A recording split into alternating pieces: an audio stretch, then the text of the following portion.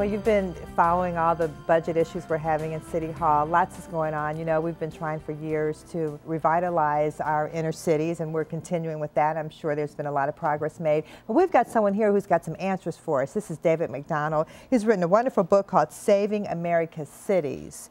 And so welcome, David. Thanks for coming. We see a photo of the picture of the book right there. Glad to do it. And you've done a lot of research about what's worked, what hasn't worked, what to do. I like the fact that you've got a game plan. Sometimes, you know, studies are just kind of, well, you know, this hasn't worked, that hasn't worked, but you actually are going to tell us what is working. But can we go back for a minute? How do we get in this mess? Why are so many of our cities, I mean across the country, why are so many of our inner cities in such bad shape? Of the largest 300 cities, approximately 61% are either stagnant or decaying, and not a single one in the last 6 decades has been globally or significantly saved. Conversely, and that's pretty scary. That is 39% that are successful are that way because of significant amenities, not what any one person did. Those amenities could be their capital city towns, they're on an ocean, they're ski resorts, there's something, and it's huge, that's made them successful. So lucky them, they're on an ocean, right? So that's right. And so what do we, if you think about it for a minute, to say that 61% have been decaying, stagnant 6 decades, and nobody's come along to save them, think about that. That means no elected officials, no think tank consultants, no prior authors with their ideas, but no solutions have done anything to fix it. And for 39 years, I have observed cities try to save themselves from the loss of retail, restaurants, entertainment, office buildings. What really created it? Now, you know, a lot of people want to call it forced busing did it, or the industrialized Midwest went away and that did it. Those are all complicating factors, but what really created it was the advent of the regional shopping mall.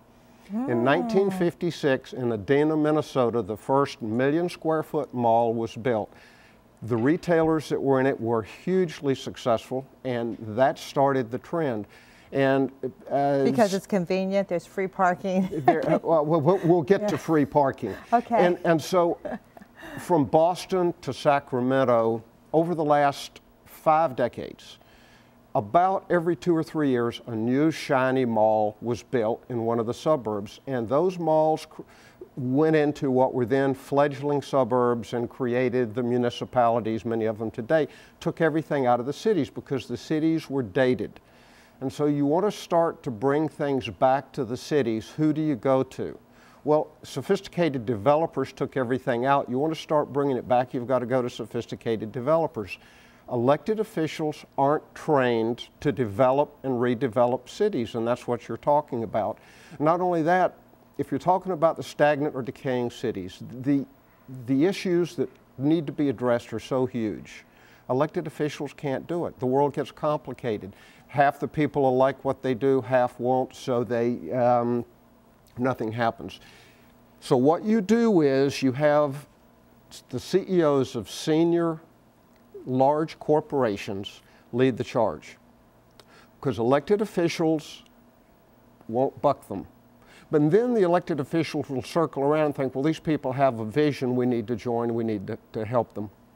So the elected officials then join in. That's the best thing the elected officials can do. Because, and they join in to bring these developers in to make changes in the inner cities. Is that what you're saying? Well, that's correct. Once you have the senior CEOs leading the charge and the elected officials have joined in with them, then they have to create an economic development group. Now, every city's got economic development groups, way too many of them. Most of them are dysfunctional. Every one of them's got their own board of directors who thinks their organization's great. It's all the rest that need to change. Well, that's a problem. These CEOs then, but who they need to hire to lead the charge is a sophisticated development type person. And then they need to work, there are only 4 things that'll save a city. And they seem so simplistic. Okay, let's list those 4. What are they? They seem so simplistic, except nobody does them. You've got to keep the residents you've got, keep the businesses you've got, bring in new businesses and bring in new residents. Okay. Concerned citizen groups have formed forever to try to fix cities. They raise millions, they waste millions, they end up building bike paths, parks, monuments. All of those are great things, but they won't save cities, and too often nobody goes for what's really important.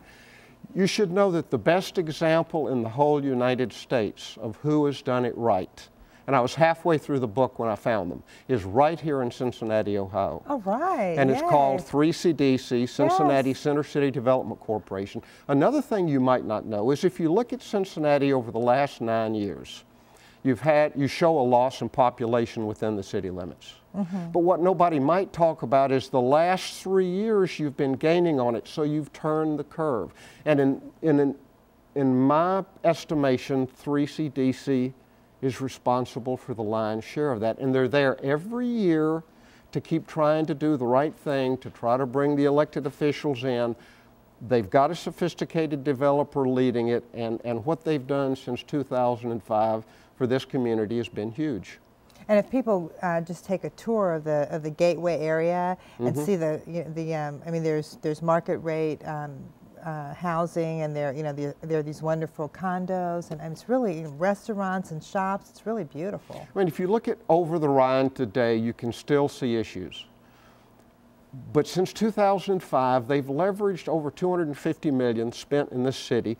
They've rehabbed 200 houses, it could be more than that now, in over the Rhine. That's brought reported crime down 37% there. They're there every year to keep building on it. And then, another issue we might not have time to actually delve into is what do we do, though, with low-income families, because they need somewhere to live, and that's been some of the criticism. So the good thing is all these wonderful new housing bringing in residents, but then you have to have a plan, and maybe there is one for the low-income people who were previously living there.